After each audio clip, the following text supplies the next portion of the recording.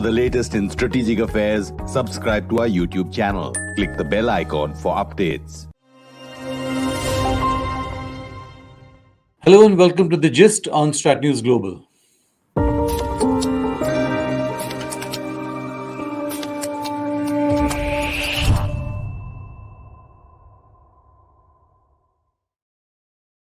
Good evening, I'm Surya Gangadharan. This evening's focus is on China's economy. Is it tanking? That's the million-dollar question we have for you. And I'm going to go through a quick graphic here for you, which is basically taken from a report of the Wall Street Journal, which came out on Sunday. Basically, the report said that China's economy is in deep distress, entering an era of slower growth. Unfavorable demographics is adding to the problem, and the divide with the US is jeopardizing foreign trade and investment. I'd now like to bring in my guest this evening, Sriparna Pathak. She is an associate professor at the Jindal School of International Affairs. She's obviously a China scholar, knows Mandarin, has lived in China. And Sriparna, glad to have you. Thank you so much. No, we are normally accustomed to the Western media's rather negative portrayal of China. Do you think this time there's something really negative happening in China? What is your sense? So what you've said is true, especially the fact that both negatively on the non-Western world. That being said, there are four indices about the Chinese economy which give a better picture of what's happening. China's National Bureau of Statistics announced last week that consumer prices have dropped annually in July for the first time in 2 years, dipping just 0.3%, slightly better than the median estimates of a 0.4 decrease. Now, this is what the Chinese state has said. Last month, China's National Development and Reform Commission came out with 12 wide-ranging measures to boost domestic consumption, which include measures like research institutions, intelligence levels of electronic products should be increased, etc., to boost domestic consumption. Then comes the People's Bank of China, which is facing a problem which is opposite to that of the Federal Reserve, which has tightened policy for 18 months. There's deflation in the Chinese economy. Prices are falling throughout the economy. This again is something which is widely reported in the Chinese media. Third, unemployment rates amongst the youth, which as per government statistics is roughly around 27% and over 50% as per individual assessments. It has been announced by the Chinese government that unemployment rates amongst the youth will not be calculated anymore. So the question is, if everything is healthy, then why censor the statistics? Why come up with measures to boost domestic consumptions? 2 days ago, it was reported again by Chinese news media Qianmian that developers including Kaisa, Evergrande, Paoneng, Shurmao, and Lokan owe Centralin Group, which is a real estate agency, over 1 billion yuan in commissions. As a result, Centralin delayed commissions. There are social media posts as well from Chinese netizens which show protests outside Chongrong Trust. What is Chongrong Trust? Chongrong Trust manages 87 billion worth of funds for corporate clients, and this was the statistic as of 2022. It's one of the thousands of wealth management firms which offer high levels of return to investors. Three Chinese companies, Nacity Property, KBC Corporation, and Xianheng International Science and Technology, said in stock filing exchanges that Chongrong Trust has failed to pay the interest and principal on investment products. Also, the Chinese government has warned economics experts not to talk about the economy in a negative light. There are a lot of other indices, but just these 4-5 show the precarious situation in which China really is. Beijing itself has publicly acknowledged, as per the July data from the National Bureau of Statistics, that the economy is facing new difficulties and challenges, and they've pledged to roll out a stimulus package, but the details are still very sketchy. So the Chinese economy is definitely facing very strong headwinds, and it's definitely under a dark cloud. So, is this the result of bad politics, bad policy? I mean, where's the problem really? Yes. So a lot of international investors have pulled out money out of the country in response to President Xi Jinping's hardline authoritarian rule. Foreign direct investment plunged by 100 billion US dollars from 100 billion US dollars to just 20 billion US dollars over the first 3 months of 2023. Now, this is there. And all of this is unfolding against a backdrop of an unstable property sector, headlined most recently by the bankruptcy filed by Evergrande, the most Yeah. heavily indebted property developer in the world. There's Country Garden Holdings as well, which has missed coupon payments on its bonds. Exports were once a consistent growth driver. They are struggling right now in China. China's exports contracted by 14.5% in July this year, the fastest decline since the outbreak of COVID. So, weaker global demand, rising geopolitical tensions, these are all hurting Chinese exporters. Of course, there's the demographics angle as well, because China's growth rate of its demographics has actually not just stagnated, but it's actually declining. So for any country to drive its domestic consumption, it needs a population growth, which is not really happening in China. Chinese consumers have become more cautious about jobs, incomes, economic prospects. The youth unemployment rate, it has, as per government statistics, it rose by 20% in the urban population between 16 to 24 years of age. Consumer prices in China, as per the Chinese state itself, have entered a deflationary territory since July 2023, which is a very typical sign of a weakened economy. So clearly, there's a lot of problems. Strict lockdowns, declining demographics, crackdown on tech companies, stringent rules making it next to impossible for foreign companies to function in China. All of these have contributed to the current scenario. So, if in one line I were to just to summarize this, so it's an overtly militaristic policy, slackening focus on the economy, greater aggression domestically and abroad under Xi Jinping, which is leading to the scenario that China is facing right now. So let's look at demographics. Everybody talks about it, but is that crisis is still some time off, isn't it? It's not impacting on the economy at this point, is it? So it's not really taking on the economy at now. But if you look at the unemployment statistics, that's quite huge. Also, indirectly, it takes upon the people. It takes a toll on the people. For Yeah. example, because of decades of one China policy, for example, one Dr. Pathak would have to manage two sets of parents. If Dr. Pathak gets married to X, then the offspring of Dr. Pathak and X has to manage Dr. Pathak, X, his parents, two more, and Yeah. my parents. So that is for 2 plus 2, 4, 5, 6, 6 old people. Caring for 6 old people is quite a lot in an already in a country, in an economy where stable income or a decent living standard is already difficult, which is why getting that sort of income is very difficult. And the youth now have started actually protesting in their own ways. There are all sorts of these movements, lying flat movement, Yeah. or Yeah. full-time children movement. These sorts of things are coming in, which definitely has implications, and it has happened because of this weird concoction which has come up in the realm of demographics because of China's flawed demographics policy. So maybe the lack of labor is going to happen in the next 5 to 10 years, but there are a lot of other things which are impacting people's or the youth's working hours or their desire to even work. So it still falls into a huge demographic problem. So just tell me, you mentioned old people, a younger generation have to looking after the old. Are there no pensions there? I mean, what is the pension system? Is there, I mean, it's a socialist country. One presumes that provision has been made for pensions for old people as and when they retire, medical aid. So, as you said, it's a socialist country, so which means that it has to provide for its, all segments of its population. But then there's something in China called the hukou, which makes it difficult. And as we know, in every part of the globalized world, mobility is something which is a constant. Migrations Yeah. is something which is a constant.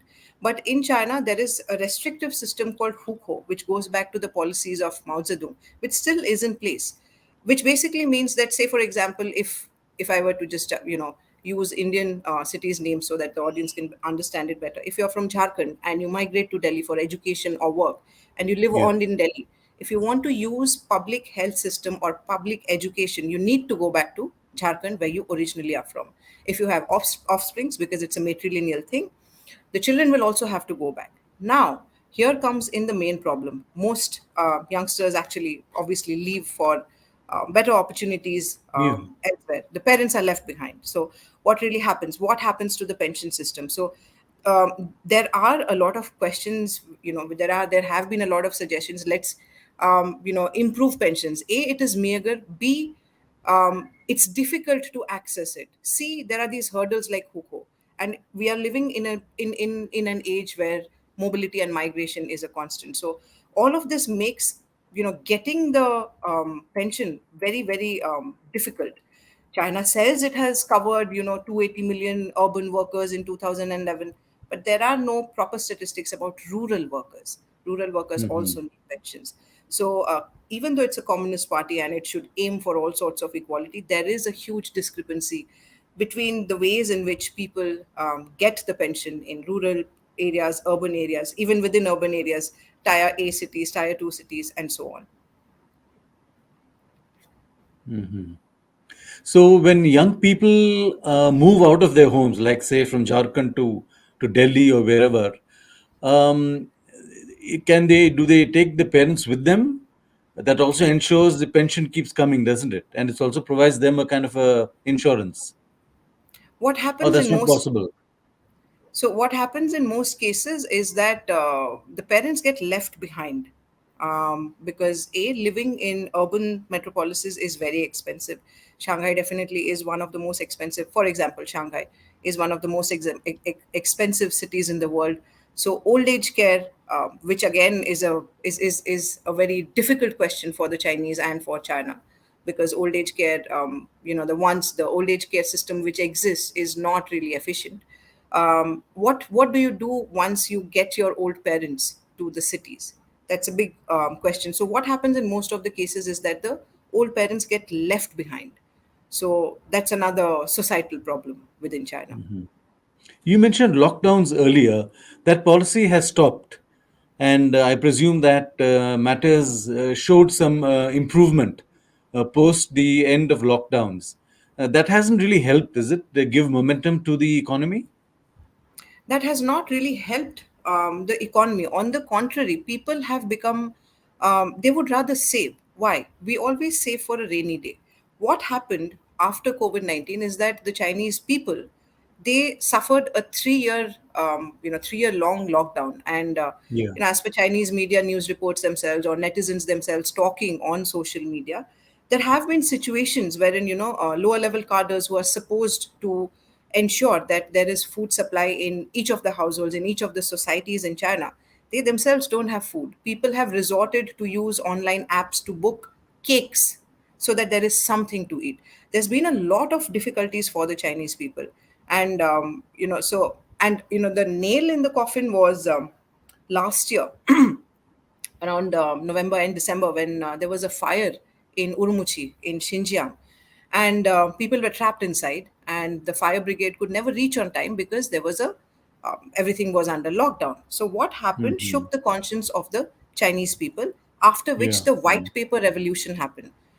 Because people were like, a lot of children got charred to death. So the Chinese families with just one child were like, this could happen to us tomorrow, which is why Yeah. they ended up on streets with the white paper saying that, ease up lockdown.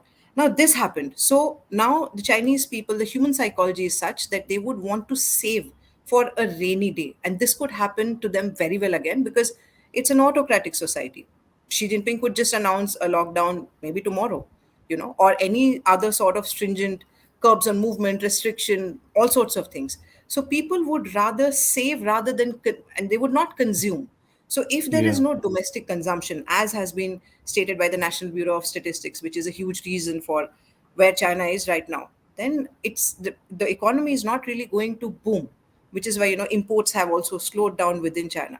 It all is, it's all circling around this central point of consumption. So lockdowns happened. It was hoped that after lockdowns open, the Chinese economy will boom. People will get out on the streets. They'll be so elated that they will Yeah. consume, they will buy, they will travel. That has not happened, because simple human psychology. Over history, the Chinese people have suffered this again and again and again. Greatly forward, cultural revolution, all sorts of things. So the lesson which the human psychology has received in China is that it's better to save. There's the other point you mentioned about food. There's this country has that iron rice bowl kind of thing. Everybody is guaranteed, 2 square meals a day, I guess. Is that breaking down? Is it not working? So, as you mentioned, since it's a one party state and it's a communist party, um, each person should have the iron rice bowl and each person should have a meal. But China is also one of the most unequal societies in the world. If you just look at the Gini coefficient, China is ranked as one of the most unequal societies. People do not have equal access to even food. If you just look at a few policies from last year or last to last year, Xi Jinping and the Communist Party of China have been talking about how people should not waste food. What does Hmm. this mean? As per Chinese culture,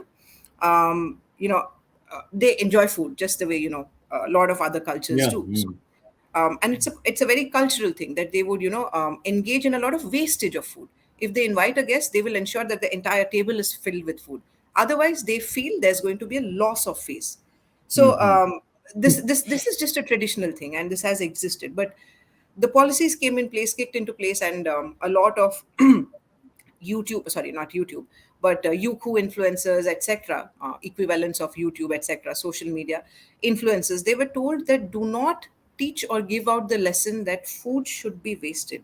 Why is this? It's a very big question. Why would a country want to change its historical traditions?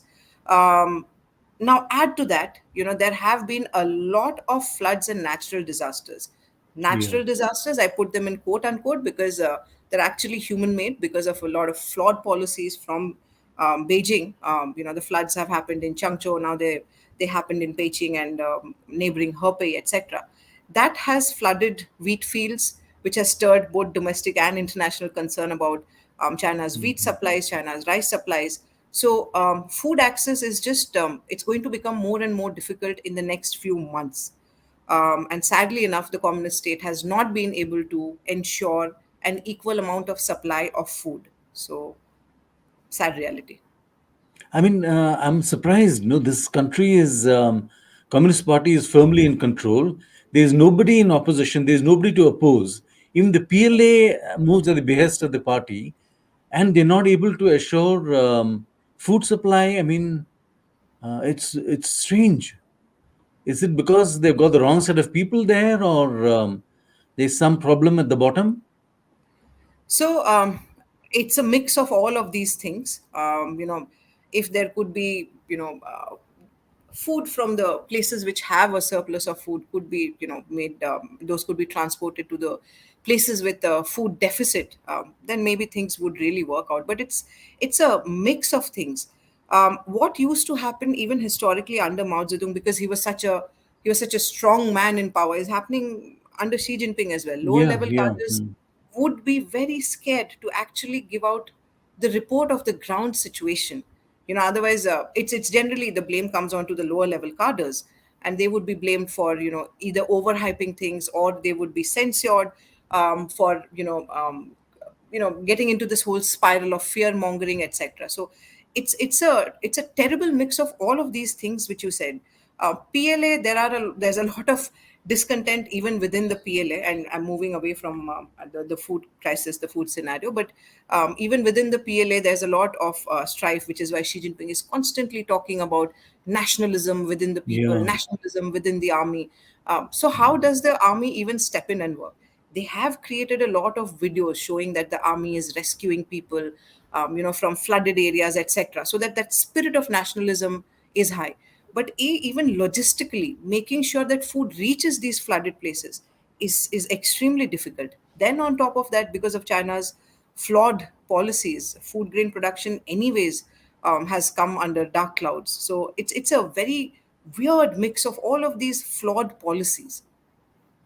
So when you say flawed policies, we've seen Xi Jinping tightening control in the last few years. Would you say that's bad politics that he's doing? um Definitely. One of the reasons, or the biggest reason, as to why China is a major player in today's international politics is because of its economic rise. Back in 1978, just after Mao Zedong passed away, the country was in complete disarray because of centralized planning, etc. Then comes in Deng Xiaoping, who is a pragmatist, and he talks about economics in command, and he says that it's impossible to be just completely focusing on politics as Mao Zedong did. And he Yeah. uses some very great ideas, brilliant ideas. He, even imports certain ideas from successful Western democracies as to how their industrialization processes have happened. He gives a lot of incentives for not just foreigners but also Chinese to invest. Now, under Xi Jinping, all of that seems to have been swept away because he again seems to be a person of politics in command. The ways in which he has cracked down upon tech, or he's trying to bring everything under certain rules and legislations that actually thwarts the way in which companies and the economy largely can work. Years and years ago, there was an economist called Chan Yun, and I'm going to use Mm. his allegory to talk about how what the Chinese economy is facing right now. Chan Yun had given this allegory when he saw that the economy is struggling under Mao Zedong because too strict, the policies were too strict, and they were completely just politics to keep Mao Zedong alive and himself in Mm. power, just the way Xi Jinping is doing. Chan Yun had said that the economy is like a bird, and the country, or the other policies, is like the cage. If the cage closes in, the bird stifles and gets stifled and dies. If the cage is too big or is too wide, the bird will fly away. Basically, what he meant, if that is that if policies are too stringent, the economy will die, as we see it happening under Xi Jinping. It's literally killing the bird. It's literally killing the Chinese economy. If it's too wide, as is Xi Jinping's fear that companies are too they have too much of freedom. His fear is that the bird will just fly away and do whatever it wants. But the thing is, this allegory of bird in the cage, which Chan Yun had talked about, it is very apt to describe the current scenario of the economy under Xi Jinping. So he doesn't he realize? I mean, his advisors, is there nobody to tell him that things are going bad? He needs to backtrack a bit. We have seen some signs of, liberalizing the approach towards private companies, but it seems he hasn't gone far enough. Absolutely. So, see, he's written himself into the constitution, right? At the 20th Party Congress, again, Yeah. it's a farce, it's a joke, and the ways in which, he's just stayed in power and he's going to stay in power forever. Who will tell him that please step down?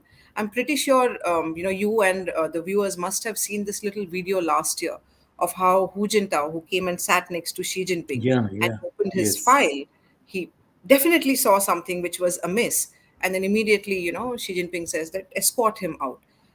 This has never happened earlier. Never ever. Even though China has always been autocratic, this has never happened Yeah. earlier. Who will dare to challenge Xi Jinping when Hu Jintao was being escorted out? All around him were his comrades who Hmm. definitely worked with him even earlier. But there was this Yeah. very stony expression because who says that, please don't do that, please stop, this is not right? Who wants to do that? Last year, before the 20th Party Congress, there were these rumors that Li Keqiang would be the challenge to Xi Jinping because he was more, Yeah. economic minded. Where is Li Keqiang right now? He doesn't hold a major portfolio within the Hmm. Politburo anymore. So, uh, who can challenge? China's foreign minister this year, Qin Gang, where is Hmm. he? There are a Yeah. lot of stories as to, okay, maybe he had an extramarital affair, so it looks bad for the Chinese state. Maybe he had very alternative views on Russia. Maybe he disagreed with Xi Jinping. All said and done, okay, these are all, we can just, make educated guesses, but where is he? So if this can happen to the country's foreign minister, does Yeah. anyone really have the power or the audacity, if I may put it that way, to go and tell Xi Jinping that everything is amiss and please take a step back? I understand the party's biggest concern is mass public unrest. And we've seen instances of that in the recent past, during lockdowns and all that. There were some public protests. One doesn't see that as yet. Are you telling me that the things have not gone so bad, or is the surveillance state so strong that nobody can come out and say anything? So In 2021, China spent approximately 1.38 trillion yuan on public security, basically surveillance. And this is a threefold increase in the past decade. So, this public security expenditure includes state security, police, domestic surveillance, etc., etc. There's been a jump in surveillance. If you just look at the number of people who were, put under house arrest from 2020 onwards, actually, a lot of academicians, because academicians are known across the world to, well, speak a little bit more than what should be Yeah. expected of them. A lot of academicians were put under house arrest in 2020. Even real estate developers were put under house arrest, and the numbers have just increased under Xi Jinping. Surveillance is all pervasive in China, which is why any video which is critical of the Chinese state, it might not even be critical of the Chinese state, but just tries to put out what's happening on the ground. For example, floods are happening in Changzhou. Even that sort of video will be taken down within minutes or within an hour at the max. So the surveillance has increased tremendously. Going back a little bit more again, we're still living, COVID. We do not know in which stage it is right now, or Yeah. how it will further metamorphosize. But last 3 4 years have been difficult. But when the virus really came up, when the first strain was noticed by Dr. Li Wenliang, he actually put it out on his social media saying that this strain is very similar to SARS. And then A, not only was his post taken down, B, he was reprimanded by the police for fear mongering. It's sad that he also lost his life. Of course, there can be a lot of speculations around that. Yeah. uh, but yeah, surveillance, anything which is seen as being um, you know contrary to what the state wants to showcase itself as, is it comes down. And China actually spends so much on surveillance, it's actually more than on what it would spend externally. The centrality of the Chinese Communist Party is the most important. That party has to stay in power, which is why facial recognition systems have absolute dystopian things which you'll only find on Netflix series, like Yeah. so those sorts of things have happened. So why is that? Because the Chinese state is fearful that there might be protests. It's not like Chinese people do not protest. Despite all hurdles, they do protest. One Yeah. example, I think I just mentioned the white paper revolution. After the white paper revolution, also a few university students who took part in it were picked up. Some have disappeared, but they still did it. So the Chinese state understands, the CCP understands that when people just, it's do or die, they will mobilize, they will rebel. It's happened in China's history since the ancient times. So the CCP is very aware of that. So, which is why so much surveillance. Assuming China's economy tanks, what happens to the world? Does it catch cold? So, if China's economy tanks completely, it will definitely mean that there's overall slower growth for the global economy, but its impact on different economies and businesses will be mixed. On the negative side, there'll be weaker business to business and private consumption growth, and it will hit exporters to China and retailers in the country. So China is one of the largest consumers of machinery, of high-tech goods, as well as luxury products. In addition, slower growth in China will negatively affect commodity exporters, especially in Latin America and in Australia. Two examples. I'll come to India also in a bit. So, China consumes a significant portion of the world's commodities. So, a softer demand there means an inventory glut even for US companies, and shrinking profits, as well as for all these businesses in all these countries which rely on commodity exports. Again, going to the US, and I talk about the US because it's still the most dominant country in the international system, sectors like agriculture and manufacturing are reliant on exporting to China. So these would see reduced sales, potentially causing economic slowdown and job losses. A prolonged slump for Chinese exports will weigh on different countries' manufacturing industries and will disrupt all sorts of supply chains. What is the positive out of this? On the positive side, it'll just open up the door for other countries, be it the US or India, to diversify our sourcing strategies and to begin relocating manufacturing outside of China. But overall, it's going to be a gloomy picture, and the world will again have to think of strategies to deal with this new sort of crisis, which again has roots in China. What about India? What about India? Okay, so India is definitely a part of the global economy, and we will also face a hit. Reduced trade with China will lead, you know, India to rethink all sorts of strategies. But there's a bit of a good news here because, as compared to say the U.S. economy, our reliance is relatively much lesser. The top five items of import from China are broadcasting equipment, computers, integrated circuits, office machine parts, and telephones. Now, these will become more expensive. But India is trying to build supply chain networks with other countries slash regions, whichever way it is seen, Taiwan and South Korea. So, if China's slowing economy really becomes the push comes to shove sort of thing, then India will have to just be more aggressive in building these supply chains. Also, maybe it will be a greater push for us to unleash our own made in India, which we have always been talking about. Um, a push in the form of more expensive goods from China or less goods from China, it will increase India's need to have a greater resolve to build this alternative supply chain. And maybe India could emerge as one of the important nodes for supply to other countries. Maybe we could use, if all remains constant and in fact improves, then we could use this fiasco in China to our own advantage to emerge as the um, you know important node in the supply of goods and products. Okay, now coming to Indian exports to China, because of course, if now China doesn't have that consumption, it's not going to import. What Yeah. do we export to China? What does China import from us? So it's basically mineral fuel and oil, refined copper and copper alloys, cotton yarn, um, uncombed cotton, and petroleum oils, mostly agricultural and petroleum, Yeah. semi-finished Yeah. petroleum products. So that's okay. Reduced exports to China doesn't really mean too much of a difficulty for us. We've anyways had a history of trade deficits with them. Um, Yeah.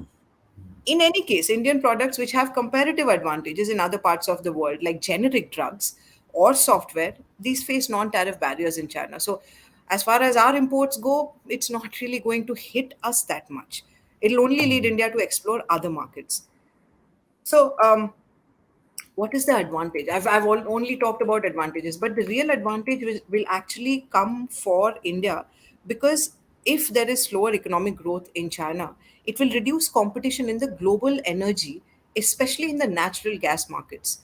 India, for its own industrialization processes, of course, needs a lot of energy. So, lower prices can help ease energy pressures, which will be to India's advantage. Last question. Is the state of the economy driving Xi Jinping's aggression in so many parts of the world? As the economy crumbles more and more, there will be a need for Xi Jinping and the Communist Party of China to divert attention of the domestic audience to external issues. Why so? Because as I said in one of the answers previously, if Chinese people, because of all of these problems, unemployment, housing problems, etc., etc., they come out and protest in large numbers, and if actually they can mobilize, it will cause a lot of discontentment in the CCP, which is why they would not want that. But then, can they, undo all of these things which has been done by Xi Jinping's policies in one day? That's not going to happen. So, what is the best way? Attention deflection tactics. So, this Yeah. will only lead to China becoming more and more militaristic outside, just to show that, look, this is Xi Jinping, this is CCP, and everything is in control under the great leadership. And I think one of the first fallouts of this entire scenario will be a more militaristic aggression or posturing against Taiwan. That would be the first. Secondly, definitely India. We are still locked in a conflict. Our armies have not really completely pulled out, Yeah. just to showcase that the country is still in safe hands. And nationalism is such a weird thing that the moment it is fed or injected through state controlled media into people, the focus is It has a somewhere life of lost. its own. Yeah. Yeah. Yeah. So it So just grim means that scenario. Very it's a grim grim scenario. scenario. It's a very grim scenario. Sriparna Pathak, we're completely out of time, but great conversation and a lot of insight. Thank you very much. Thank you so much for having me here. And that's all we have for you on this evening. Do subscribe to our YouTube channel and follow us on social media. Thank you very much. Good night.